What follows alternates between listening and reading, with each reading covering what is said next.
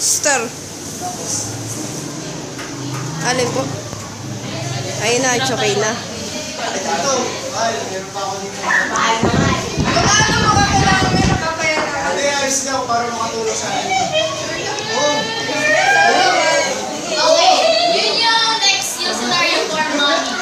Ang pang doon, dapat talaga sa mag-asawa, mag-share sila sa money. Halimbawa na walang trabaho ang isa, pero di ba ang lalaki, siya yung nagpo-provide talaga ng pera, tapos nag-budget lang ang babae. Yung nangyari sa kanila, yung huling sweldo ni Jimwell, binigay niya kay Bessie. Pero, kulang nga yun. Si Jimwell naman, since nakita niya parang yun nga, problema yung asawa niya, kumuha siya ng pera na galing pa rin yun sa last sweldo niya. So, ibig sabihin dapat talaga mag-share. Parang, yun. Next scenario is kids. So, dito sa scenario na to, dito talaga kami naka-focus kasi, di ba yung sa amin is faithful about sa family. So, yun. Kids. Alam mo ng kids. Kids! Natutulog na yung mga kids. Warlocks. Tayo. Ibig mo sa kamay. Warlocks nga. Tuloy na tayo. Mga warlocks daw yung kids. Ano na kayo? Tapos game. Gising na kayo, gising na.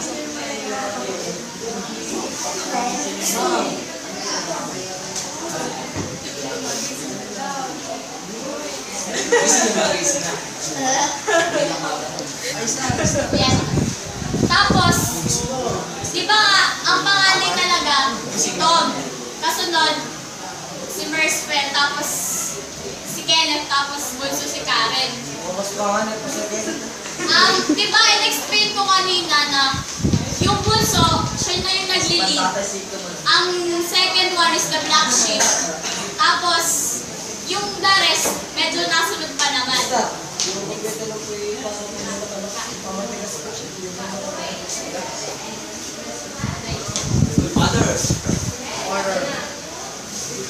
Ito yung scene na, nasa sila kapag kainan.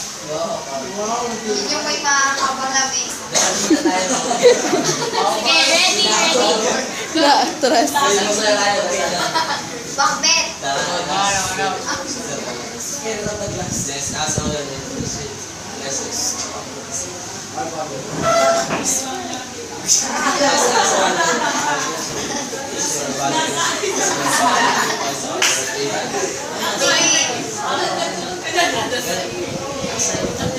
Yun nga, as I said, black sheep ang second one, and yung puso nagiging leader. So, siya yung nagsaway dun sa ate. Next, Kala mo pa nagawa. si Tommy na. Panganay is na spoiled brat.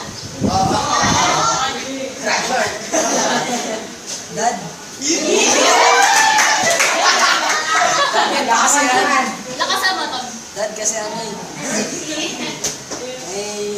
I need to talk.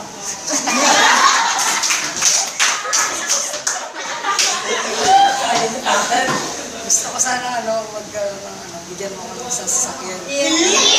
Para sa girlfriend ko. Garbage truck. Taxi kami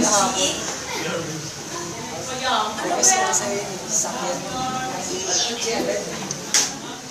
Ano ba yan, kuya? Kailangan ka ba nun? Siyempre, kung mahal ka talaga nung girlfriend mo, dapat hindi na siya humihingi ng mga bagay na alam naman yung hindi mo excited.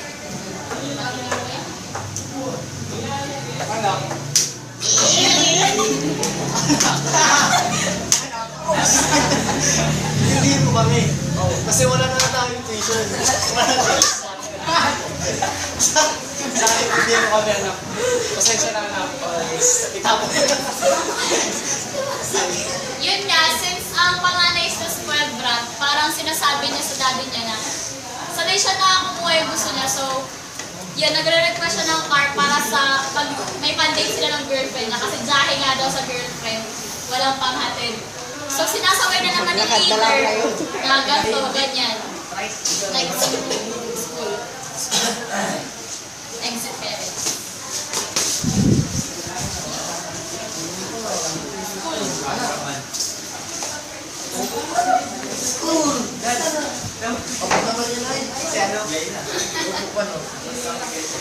Pag maratatakot ka na. Para kuha ang ano. Ikaw na yung problema mo.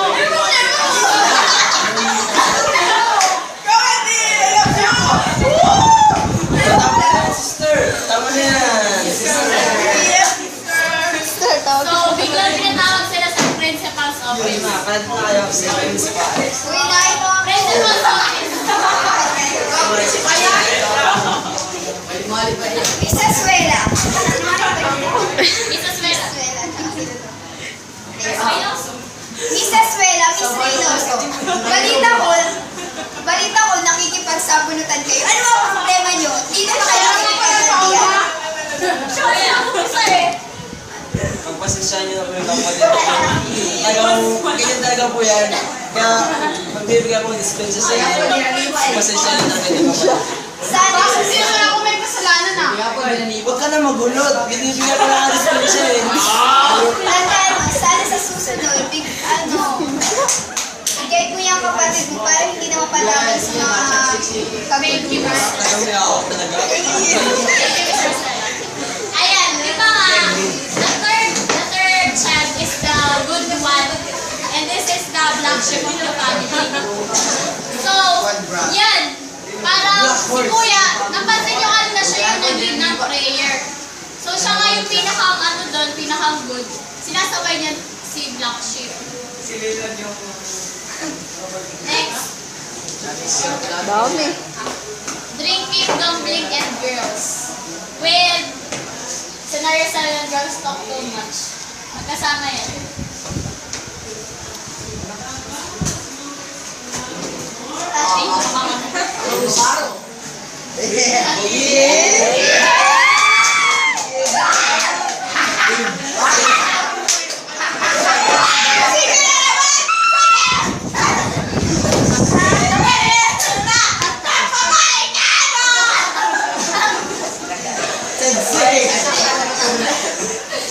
So yun nga, girls talk too much. Yung pagdating pa lang ni Jibel, kasi ang issue is yung drinking, gambling, and girls. Honestly. Umaga na.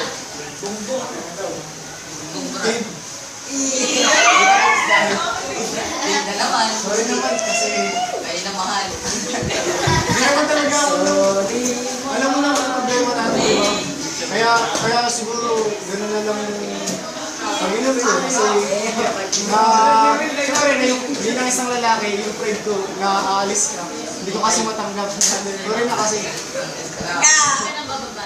yun, hindi ako na mababa, I promise. Lalaki.